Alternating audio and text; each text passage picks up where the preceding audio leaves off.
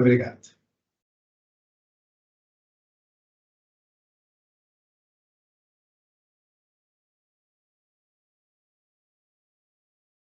Oi, pessoal, boa tarde. Aqui quem está falando com vocês é a Isabela. Eu faço parte da equipe que está organizando a Prodam Week. Queria dar boas-vindas a todo mundo que chegou agora e dizer que essa é a nossa última atividade do dia. A gente programou uma palestra bem especial. Antes da gente começar e de apresentar o nosso palestrante, queria dizer que esse evento conta com patrocínio de algumas empresas. Eu vou listar elas aqui, com o nosso sincero agradecimento. A Clear IT, Lanink, NTSec, Checkpoint, e a gente também está realizando a Prodam Week com o apoio da IP Trust, Grupo de Segurança da Informação da Presidência da República, Banco Interamericano de Desenvolvimento, Escola Superior de Advocacia da Ordem dos Advogados do Brasil, Bemol, Embratel, Fundação Paulo Feitosa, Every, DSERV e a Carper Sky. Queria dizer para vocês que o link da avaliação dessa palestra, ela está publicada aqui na nossa área de perguntas e respostas. Se vocês não conseguem identificar, vou dar uma dica. No canto superior da tela tem um ícone com uma interrogação, é só clicar lá. Ali é o espaço para a gente conversar, vocês podem colocar suas dúvidas e comentários, e a gente está atenta a eles, tá bom?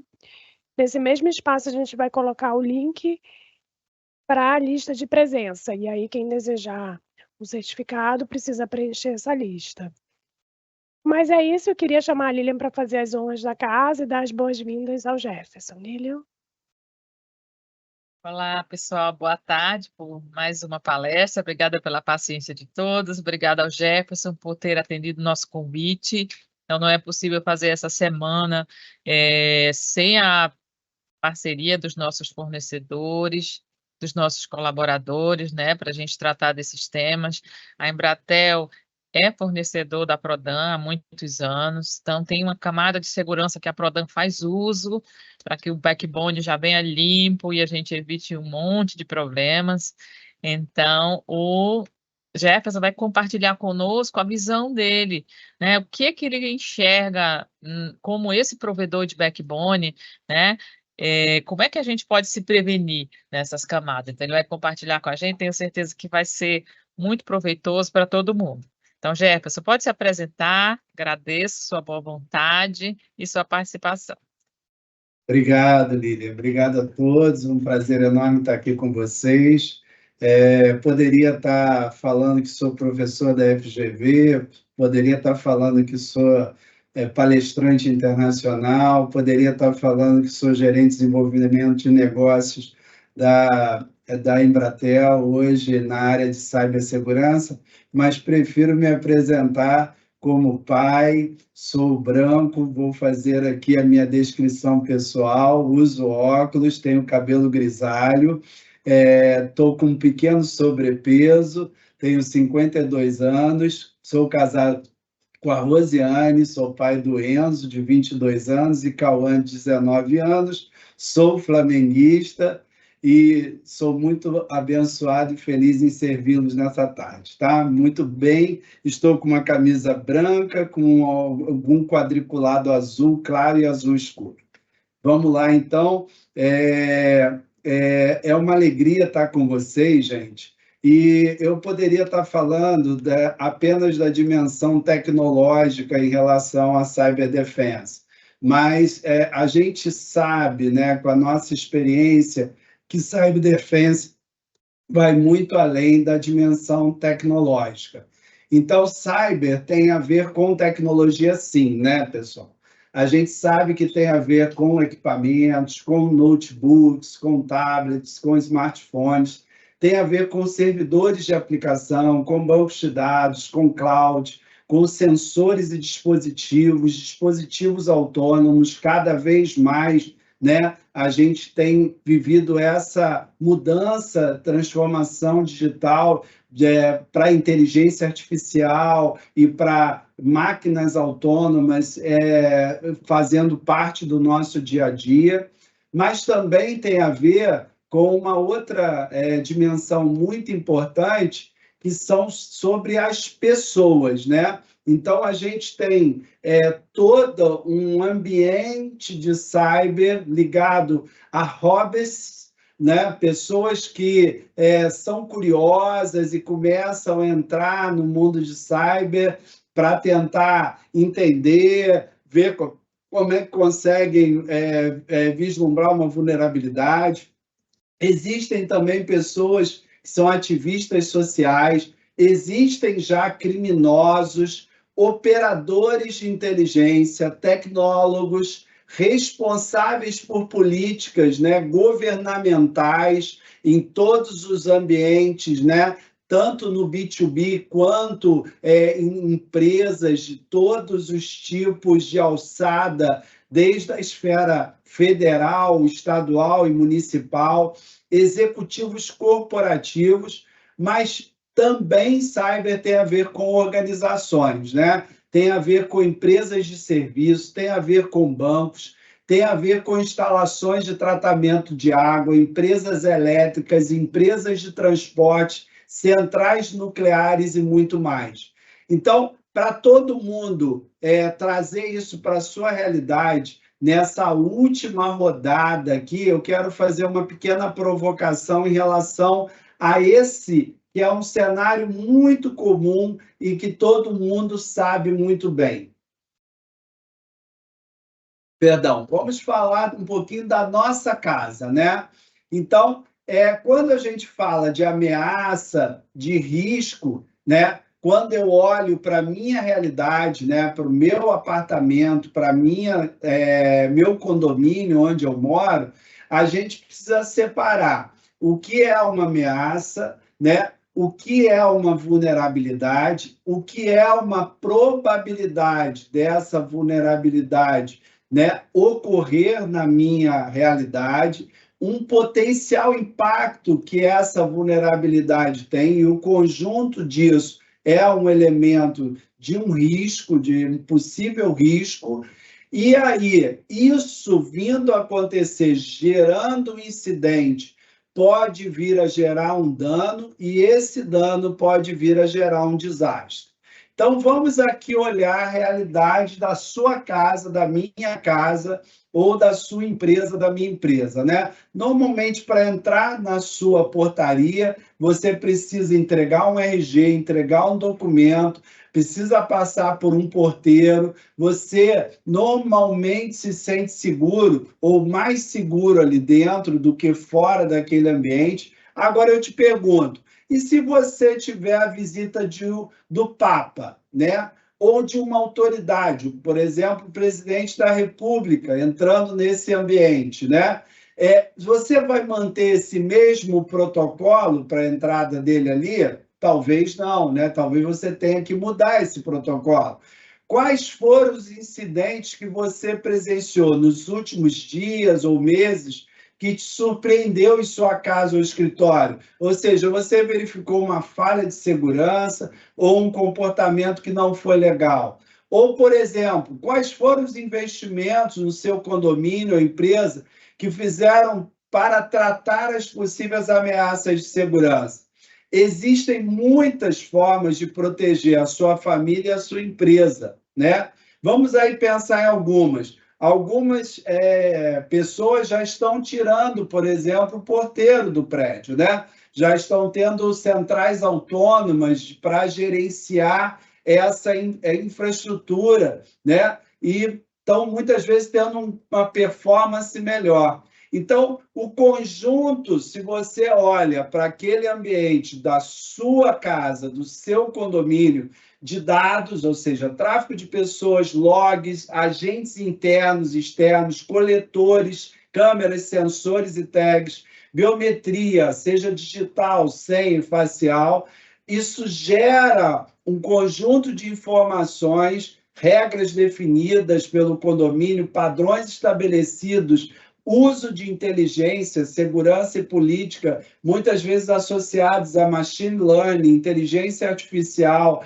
identificação dessas imagens e bases de inteligência, que com essa inteligência geram ações, ou seja, permitir quem entra, quando entra, como entra, bloquear por que bloquear, restringir em que situação, reportar a quem, ações personalizadas em que situações, quais são as exceções às regras. Então, você trazendo isso para a realidade, fazendo um comparativo com o cyber, a gente tem aqui algumas camadas, né? Trazendo para a nossa realidade, você tem a segurança do condomínio, você tem a portaria do seu prédio, você tem portas e janelas da sua casa ou do seu apartamento e, eventualmente, você tem lá uma arma dentro do seu imóvel, um porte dessa arma, para você se sentir mais seguro. Quando você traz isso para a realidade de cyber, você tem também camadas, que são camadas que se sobrepõem. Você tem uma segurança em nuvem, ou seja, aplicações que estão rodando fora da sua infraestrutura perimetral. Você tem uma segurança perimetral, você tem uma segurança no seu dispositivo, nos seus diversos dispositivos, e a proteção de seus dados, das suas aplicações. Isso de uma forma muito simplista, né? Fazendo esse paralelo, o que eu quero provocar você é, na hora que ocorre um problema, você normalmente quer acionar o botão do pânico, né? E aí eu quero fazer uma piada com o meu controle na portaria, né? Aqui no meu condomínio, o meu síndico teve essa ideia, falando assim, não, nós temos um controle aqui, que é esse controlezinho azul, onde você tem um botão para abrir o portão, um botão para fechar e um botão que ele decidiu ser o botão do pânico.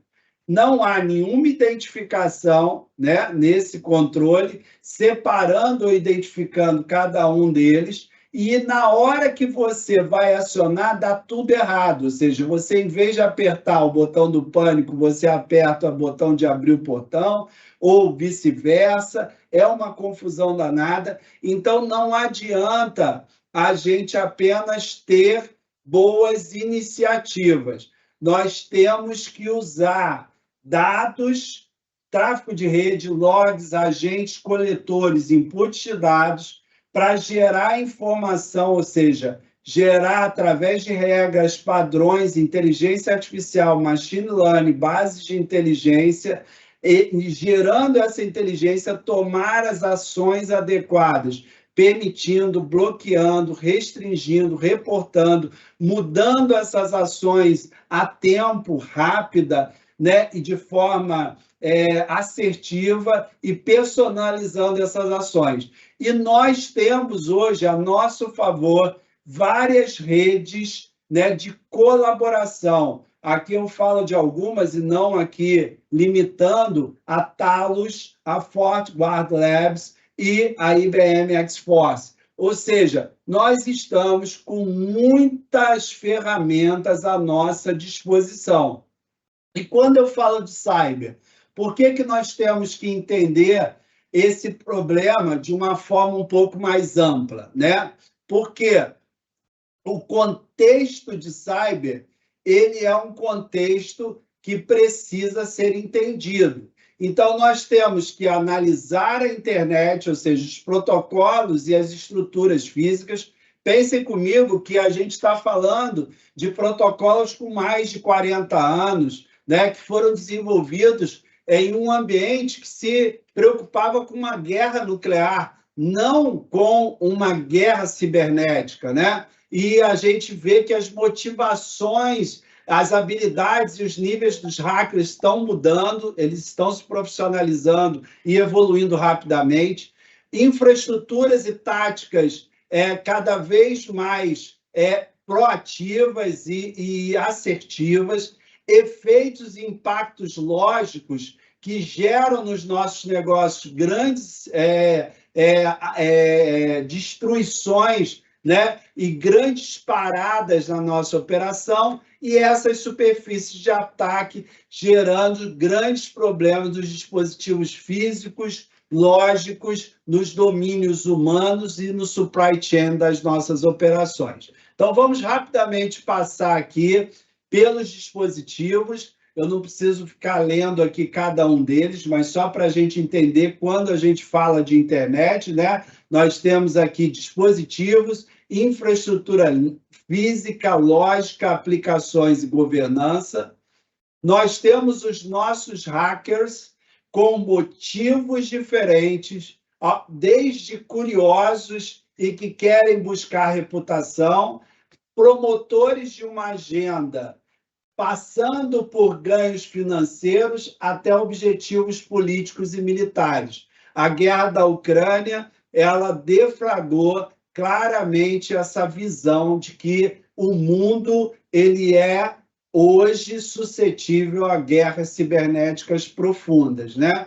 Antes mesmo de um tanque sair na fronteira entre a Rússia e a Ucrânia, a guerra já estava acontecendo claramente. A sofisticação varia, ou seja, os que fazem por hobby, os ativistas, empresas criminosas e até estados e governos que estão apoiando e agindo com ataques cibernéticos profundos. Passando por táticas, técnicas e procedimentos, ou seja, as diversas formas de ataque que vão desde phishing, passando aí por várias outras formas de ataque, conforme foi dito pela Lilian, né? Nós apoiamos em proteções de DDoS, né? Denial of Service, né? Proteção de negação de serviço, mas fazemos hoje proteção de todas as camadas de proteção que o cliente necessita em relação à sua infraestrutura interna e externa, mas destacando um pouco o ransomware, né? Que tem sido um grande vilão nessa jornada de ataques e o ciclo de vida de um incidente de ransomware, né? Ou seja, um acesso inicial onde, através de um phishing ou um ataque de brute force, ou através de uma exploração de uma vulnerabilidade, né, você consegue uma credencial válida ou uma exposição de um serviço na internet, ou através de um e-mail, um documento malicioso e um malware, você acessa através de uma central de controle e comando a consolidação e a preparação para você levar privilégios e comprometer outros dispositivos e fazer uma propagação lateral e aí conseguir a exfiltração desse dado e através dessa exfiltração, a destruição desses backups e a criptografia desses dados e o pedido de resgate em Bitcoin, né? Muitas empresas de todo porte passaram por esse tipo de problema e vêm passando por esse tipo de problema.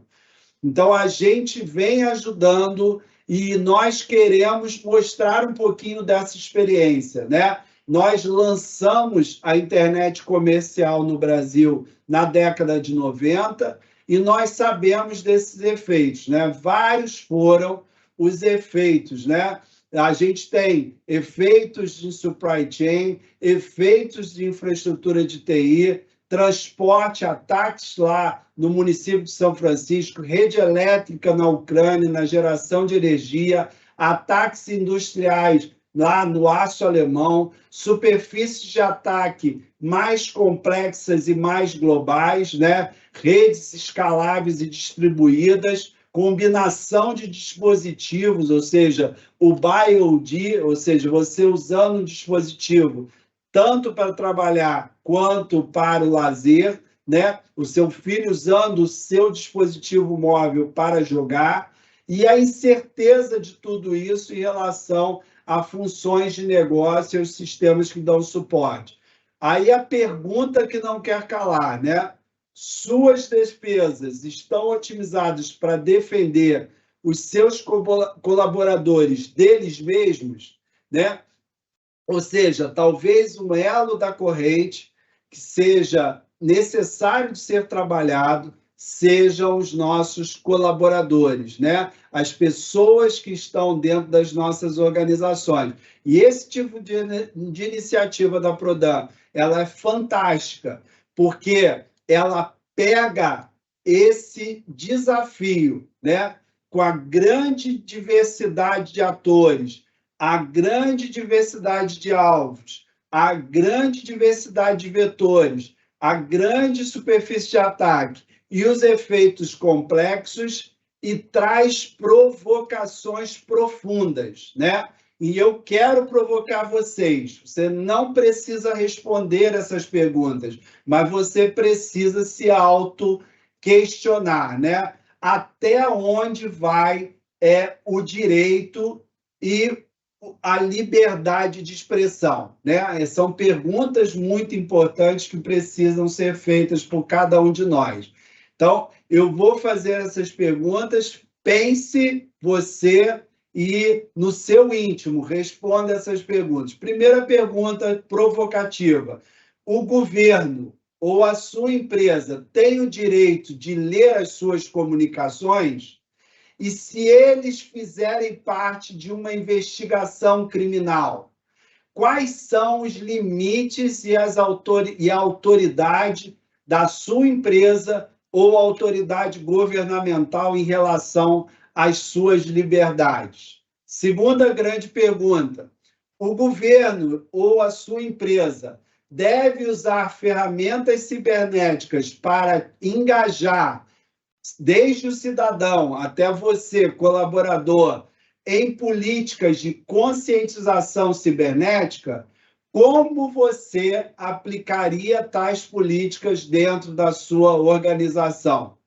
Terceira pergunta: que poderes reguladores os governos e as empresas deveriam ter para ter governança do ciberespaço no que se refere à infraestrutura crítica? Nós estamos falando aqui de uma infraestrutura crítica. Nós estamos falando da Prodan, é uma empresa que lida com uma infraestrutura crítica. Até que ponto essa infraestrutura crítica pode ser e deve ser regulada? Essa é uma outra provocação. A liberdade de expressão pode ser medida, e em que nível ela pode ser medida? Na minha empresa ou na sua empresa, quais são as políticas que prevêem o vazamento de segredo industrial e de informações estratégicas?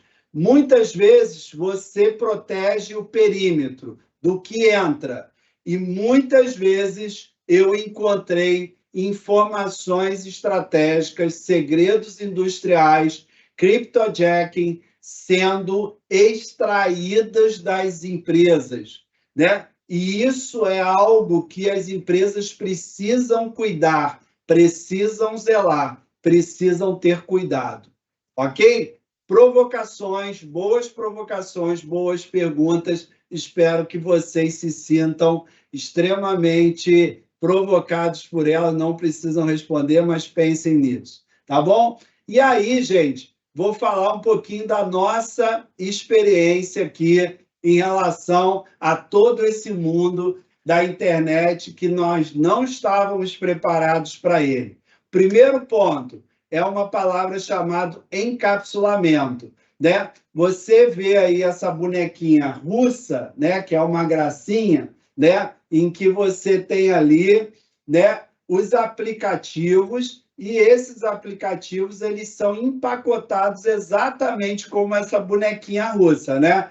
Essas instruções são interpretadas por um pedido do destinatário e são eventualmente exibidos, e cada camada do aplicativo atua com uma interface entre a origem e o destino nas comunicações. Muitas e muitas instruções entre cada uma delas não são visíveis para você.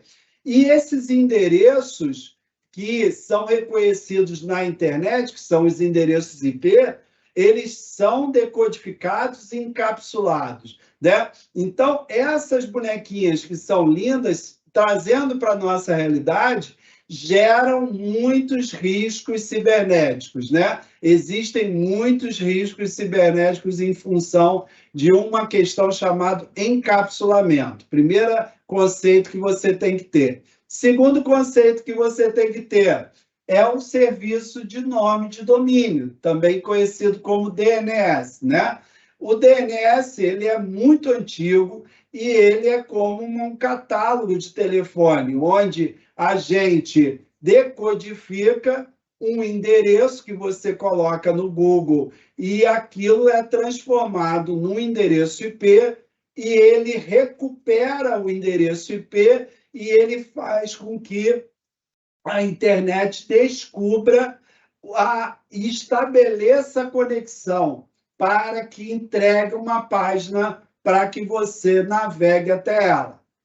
Esses protocolos são extremamente vulneráveis e hackers se aproveitam disso para poder gerar ataques aos diversos clientes. Outra questão muito importante é como os dados se movimentam. Os dados se movimentam através de roteadores nas redes. Essas redes, através dos seus endereços IP, ele vai de uma origem até um destino. Mas como essas estradas elas se movimentam? Elas se movimentam, né, através de caminhos gerados através de Autonomous Systems, também conhecidos como AS. Esses caminhos, eles chegam em momentos em que a estrada encontra uma encruzilhada, né? E essa encruzilhada, né, ela também é conhecida como peering, ou seja, ela vai tomar uma decisão de seguir um caminho ou outro caminho, né?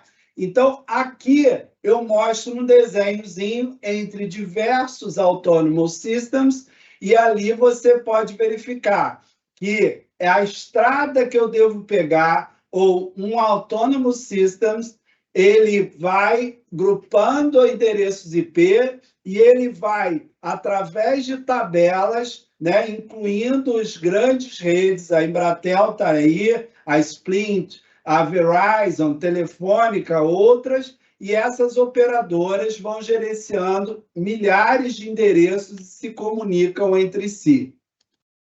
Essas conexões, né, entre um Autonomous System e outro Autonomous System se dá através de um protocolo chamado BGP. Existe uma conexão de borda, né?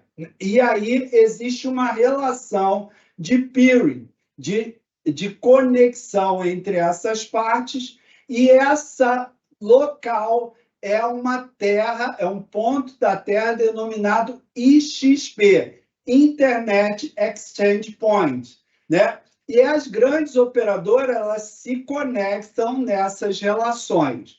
Para facilitar o seu entendimento, eu fiz esse desenho aqui, né? Você vê um IXP aqui é uma operadora de rádio, aqui tem um outro IXP, né, com uma operadora de satélite, outro IXP e uma conexão com uma operadora de fibra ótica e um outro IXP aqui com uma outra operadora de fibra ótica e uma outra conexão com rádio, né? Mas numa mesma operadora. Aqui é fibra ótica e aqui à sua direita é rádio. Então, a conexão se dá dessa forma, né? O AS23456, ele se dá através do IXP com o AS28765, que, por sua vez, se conecta com o AS38712, e do outro lado aqui, o 23456 se conecta com o 7654, que, por sua vez, se conecta ao 38712. Então, gente, essa é a complexidade do mundo que nós estamos.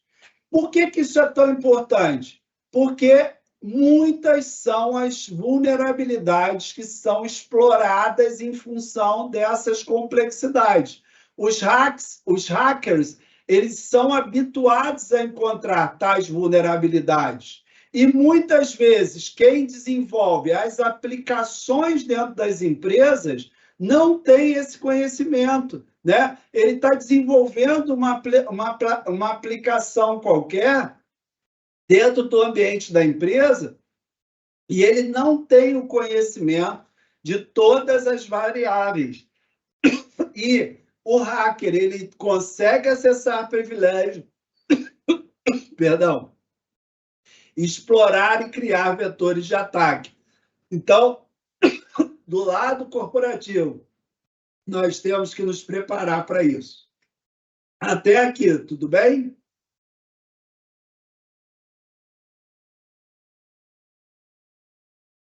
Vamos lá. E como se dá a governança, né? É bem complexo, né, gente? Então, nós temos a internet, que é uma coleção de redes, trabalhando juntos, transmitindo, recebendo, manipulando, processando. E o problema é como gerenciar tudo isso, né, de uma forma tão complexa. Existem variáveis técnicas e novas tecnologias, né, estão sendo criadas, estão implementando. Existem questões de privacidade, que informações podem e devem ser protegidas e quem decide quem proteger.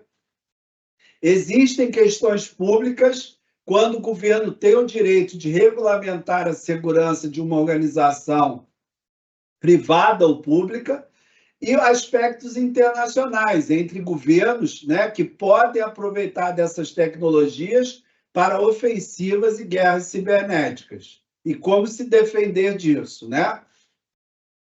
E existe os acordos, né? Ou seja, para gerenciar a quantidade de tecnologias, temas de privacidade, de governança em relação a tudo isso que a gente falou.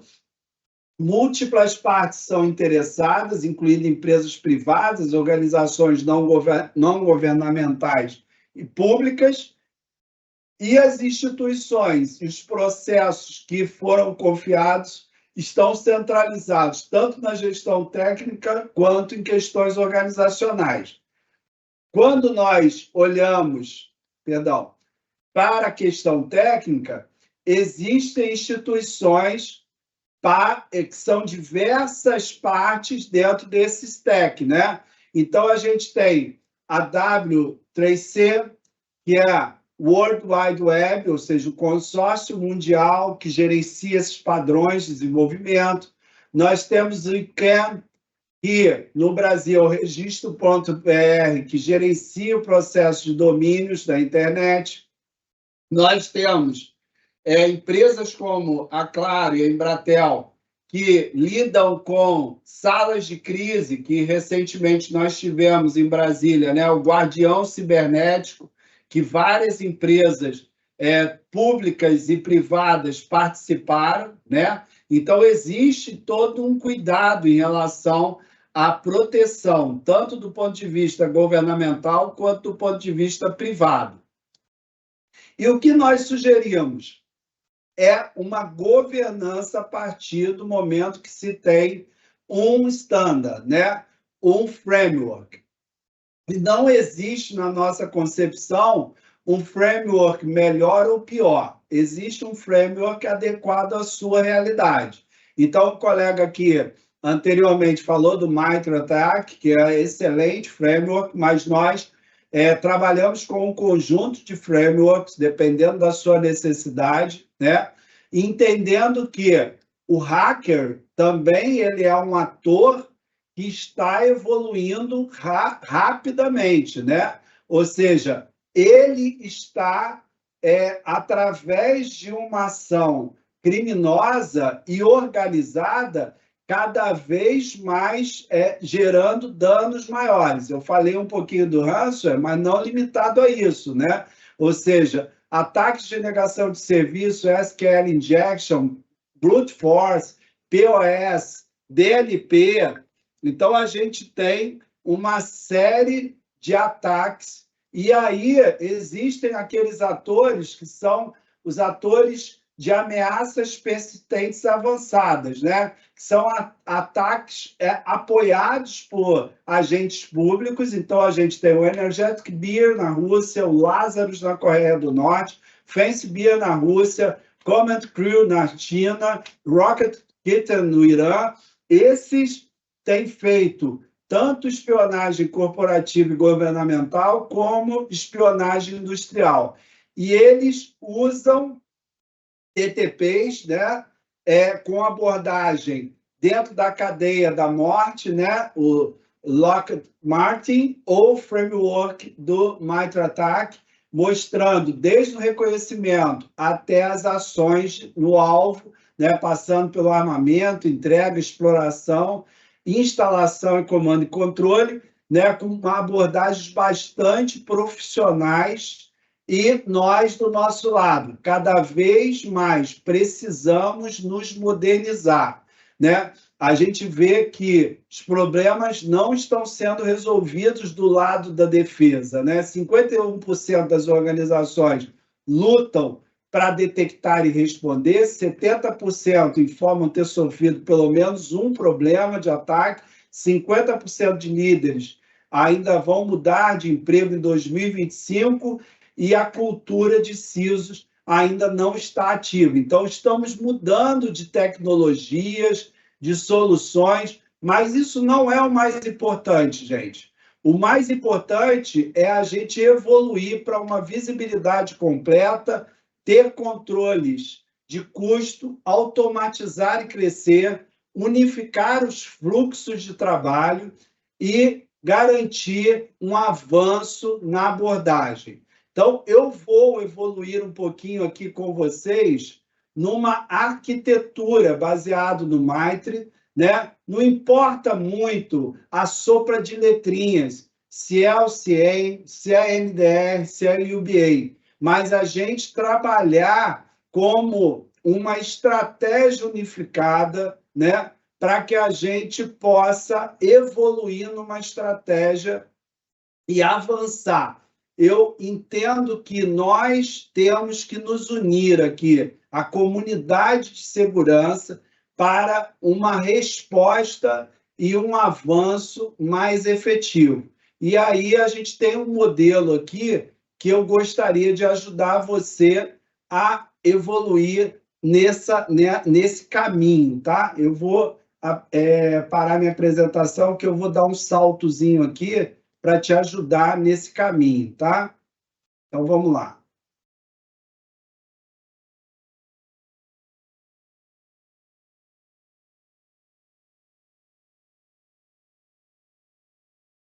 Olha aqui, tá? Eu acho que isso é muito importante. A maturidade e a gestão de SI, né? Ou seja, essa evolução, ela precisa ocorrer, você precisa aumentar essa maturidade e reduzir o seu risco.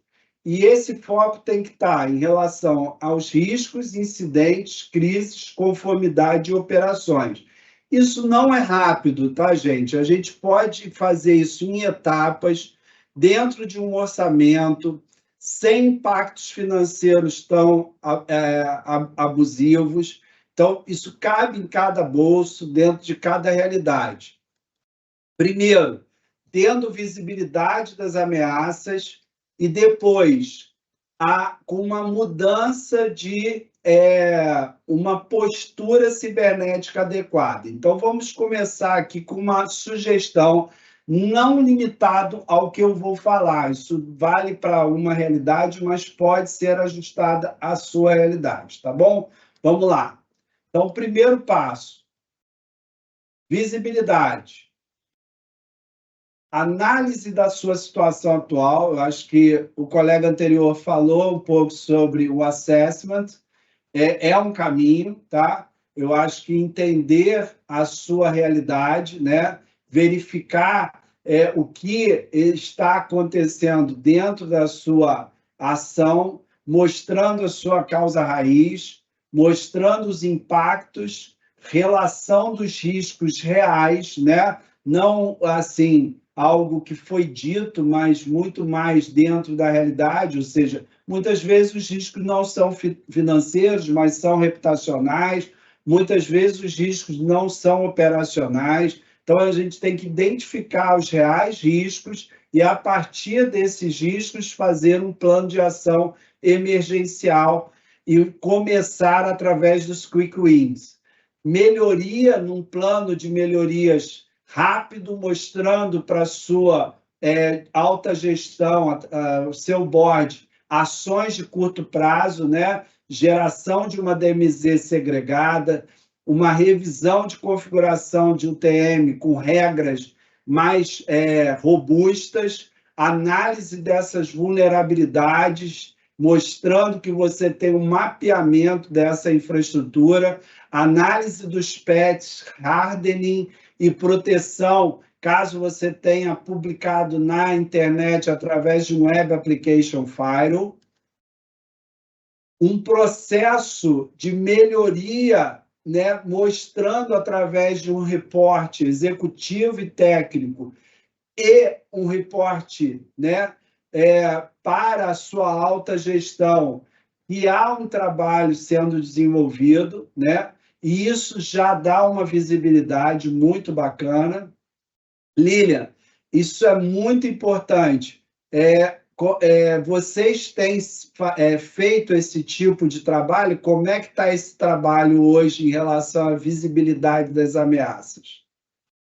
Temos sim feito esse tipo de trabalho, a gente já acompanha, a gente já media a maturidade, né? Mas nos últimos 7 anos a gente tem feito essa medição, inclusive apoiando os outros estados, as outras PRODs dos outros estados, de forma voluntária. O pessoal preenche lá um framework que a gente tem usado, que é baseado na 27, alinhado com o NIST, com o COBIT, e a gente tem feito esse monitoramento, então a gente acompanha essa evolução dos outros estados e a nossa, então a gente faz um plano anual e a gente avança nessa conformidade, melhorando os processos, avaliando os riscos, então a gente tem esse acompanhamento dos gráficos de redução do risco, a diretoria, ela já recebe por escrito o relatório de análise de risco, então ela tem que a gente trabalha com as áreas técnicas, definindo as propostas de plano de correção,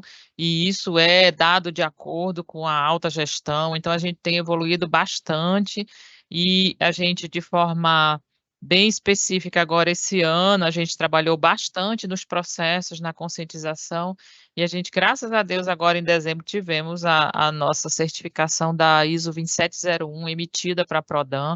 Então isso deu um avanço enorme para a gente, porque esse ano a gente teve que alavancar mesmo muita coisa que a gente via assim, isso aqui está precisando dar uma melhorada, mas agora a gente trabalhou seriamente de forma estruturada, sabe? Então isso avançou bastante. Então é o início, né? E a gente entende que nos próximos anos isso só tende a ficar mais rigoroso, né? E as pessoas irem introduzindo no seu dia a dia essa visão de que algumas coisas a gente já faz, outras a gente pode ir melhorando aos poucos, nesse nível que você falou de avaliar esse risco, e vamos lá, vamos ver qual é o próximo passo dentro do meu orçamento, como é que a gente vai avançar para o próximo passo dentro do que é significativo.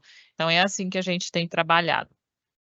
Esse nível de profissionalismo, pessoal, a gente precisa, inclusive, aculturar outros, né? Ou seja, o nível de profissionalismo que o Maclaro tem hoje, apoiando o Guardião Cibernético, a gente está aqui hoje para aculturar outros. O nível de profissionalismo que a Prodan tem hoje, contribuindo com a comunidade, fazendo com que outras PRODs também evoluam no modelo de maturidade. Isso é papel social de cada uma das organizações. Nós não podemos nos ater à nossa responsabilidade, tá? Isso é investimento que nós estamos fazendo em vocês. Então, assim, nós estamos investindo, por quê? Porque nós precisamos ter um país mais seguro. Nós precisamos investir nos nossos filhos, nós não podemos guardar esse conhecimento, nós precisamos conscientizá-los para isso.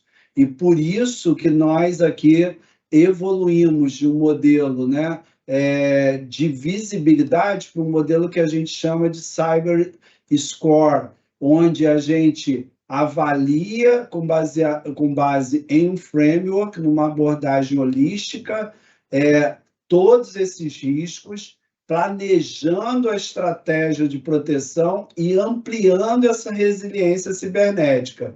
E aqui tem um modelo, né, de trabalho em relação a esse score, onde a gente tem ajudado na evolução de uma mudança de postura cibernética. Talvez começando com um assessment, se você quiser e precisar de uma ajuda, me procura, eu posso ajudar você. Na revisão da sua arquitetura de processos, é um trabalho que precisa ser feito. Na gestão de vulnerabilidades e hardening, então é uma camada que a gente chama de visibilidade, passando por uma camada de estruturação, onde a gente tem um compromise assessment, que é muito importante, isso que a Lilian falou, né? Fazendo com que haja um nível maior de comprometimento. A Lilian é uma maestra, mas a orquestra não pode desafinar, isso é muito importante. A monitoração do plano de comunicação em relação a toda a organização, incluindo o supply chain, toda a cadeia de valor em que você está inserido. Um programa de avaliação de código, incluindo o Code Review, né? Fazendo com que segurança esteja intrinsecamente dentro do processo de DevSecOps, o processo de sandbox, fazendo com que você evolua, e aí a camada de estruturação passa para uma camada de adequação, onde você monitora todos os teus ativos críticos, e aí pode ser através de um XDR, CIEM, qualquer plataforma, SOA. Então, você pode ter uma arquitetura onde você evolui, mas se você não começou, comece imediatamente. O Cyber Threat Intel, né, com um trabalho muito focado nesse sentido, levando o CASB, CWP e o DLP para a sua empresa com uma cultura muito forte de proteção contra exfiltração e para a nuvem, o EDR migrando de uma cultura de antivírus para inteligência artificial, ligando a endpoints, passando por uma evolução nessa camada de ampliação de monitoração para os demais objetivos e Jefferson, Perdão. Volta na camada anterior, que eu acho que vale a pena aqui a gente fazer uma explicaçãozinha dessa parte de software como serviço, né? No CASB, pode ser que alguém não esteja muito familiarizado com esse termo, e o CIEM, né? O que é isso? Pode ser que alguém, só para a gente dar um rapidinho aqui para a gente alinhar todo mundo. Tá. A plataforma do CASB e o CWP é quando você tem aplicações em nuvem e você leva a sua governança, né, para essas aplicações em nuvem. Muitas vezes, esses agentes de segurança são levados para a nuvem não pela TI, gerando algo chamado o Shadow IT, né? Ou seja, é uma nuvem que não foi coordenada pela TI, mas você precisa se apropriar dessa proteção, seja desses workloads rodando em uma infraestrutura como serviço, seja rodando através de plataforma como serviço. E o que é a plataforma do CIEM? O CIEM é a plataforma onde eu posso até retornar aqui no slide que vai mostrar exatamente, eu passei ele aqui rápido, mas eu boto aqui para vocês, tá? Rapidamente. Então, o que é o CIEM? O CIEM, você tem os seus diversos dispositivos, né? Onde você tem todas as fontes de logs, todas as fontes de coleta, né? E você trata esses logs de forma a ter centralizado essas ações de correlação e faz esse tipo de investigação de forma cognitiva para poder fazer essa análise de falsos positivos e, através dessa plataforma, que é o Security Information and Event Management, você faz análises de conformidade e trata, através de indicadores, todo e qualquer evento que você tenha dentro da tua infraestrutura, tá? Então, é muito importante, caso você não tenha hoje uma análise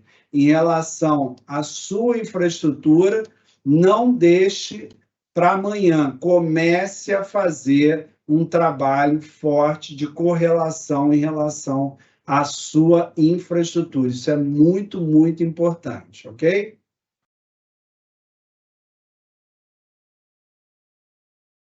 Vamos em frente? Vamos sim. A tua tela, ela parou de ser compartilhada. Vou compartilhar agora. Perfeito.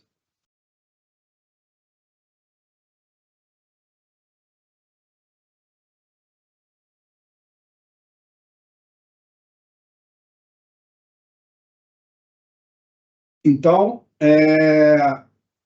o CyberRange, que é uma plataforma para práticas de segurança, onde você simula, né, táticas de guerra cibernética, né? Então, é muito interessante você fazer jogos de guerra, tanto no conceito de Red Team quanto Blue Team. Então, você começa a fazer simulações no mundo real e forma melhor os seus times. O conceito de microsegmentação é muito importante, porque, olhando lá para o ransomware, né, caso você consiga escalar um privilégio ou ter um acesso a uma senha, um login privilegiado, você não consegue propagar ou lateralmente acessar a servidores e infraestrutura, e aí você não consegue, né, exfiltrar dados da sua infraestrutura. Então, a microsegmentação hoje é uma solução muito importante, né? E ter uma estrutura de EDR envolvendo toda a sua organização. Evoluindo aqui, para o conceito de gestão de identidade de acesso, né?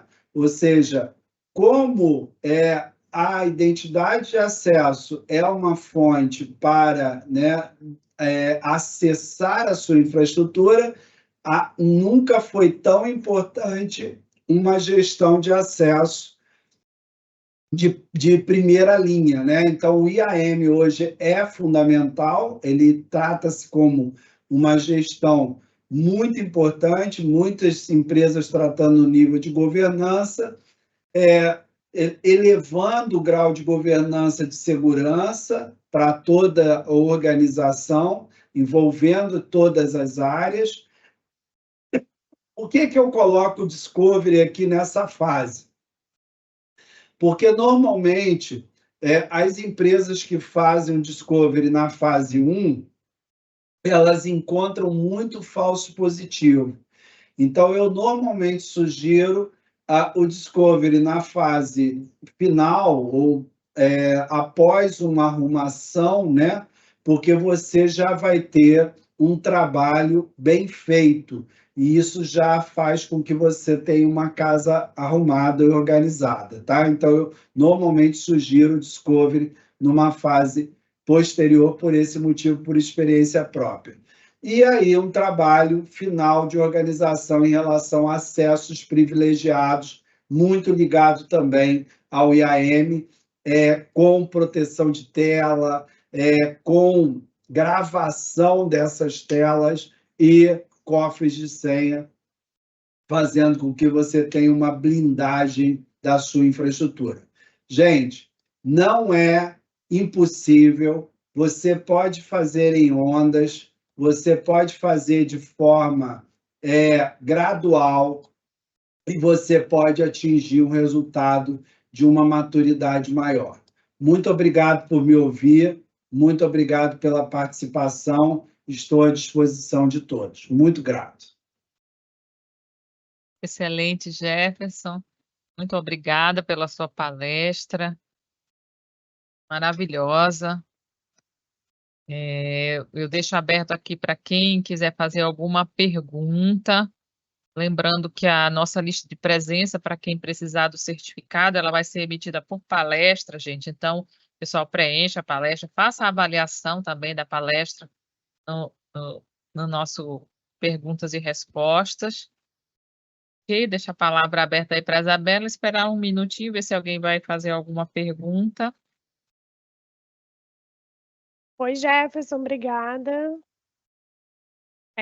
A gente não recebeu perguntas, a gente recebeu alguns elogios aqui falando da sua apresentação e do evento, parabéns. Acho que é isso, Lilian. A gente pode encerrar aqui até para não tomar mais tempo do Jefferson. Muito obrigada, Jefferson, por estar conosco aqui. A gente espera te ver de novo logo em breve.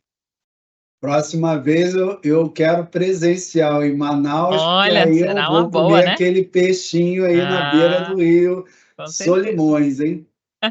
Estamos agendados, então, para o próximo ano, hein? Promessa dívida. Tá aí, Obrigada, gente. Muito obrigada pela participação de todos. Obrigada, Jefferson. Muito Grande grato, abraço. Lília. Obrigado a todos, hein? Fiquem com Deus. Tchau, gente. Boa tarde. Boa tarde, pessoal. Boa tarde. Até amanhã. Amanhã, 10 horas, a gente tem uma palestra sobre um case de qualidade para inovação de uma empresa daqui, do Amazonas, a Bemol. Então, a gente convida todo mundo para estar com a gente aqui amanhã, 10 horas. E à tarde também teremos 3 palestras, case também da Fundação Paulo Feitosa, que também é certificada na ISO, tem várias certificações de gestão de projeto. Vão compartilhar conosco case de como eles usam esses sistemas de gestão para melhorar a qualidade do atendimento ao cliente. Vamos ter, o que mais, Isabela, me ajude, palestra de indicadores, né? Então, às vezes, a gente precisa medir as coisas, né?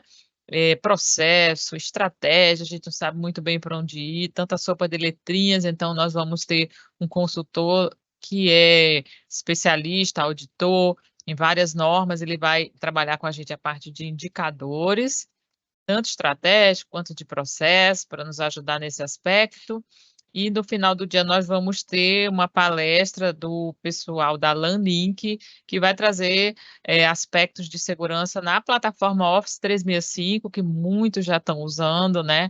E a gente tem também contratado no nosso governo do estado, então a gente convida vocês para amanhã participar desse último dia, que também vai ser bem legal. Muito obrigada, Jefferson. Excelente palestra. Um abraço. Obrigado a vocês. Tchau, tchau, Lília. Tchau, pessoal. Até amanhã.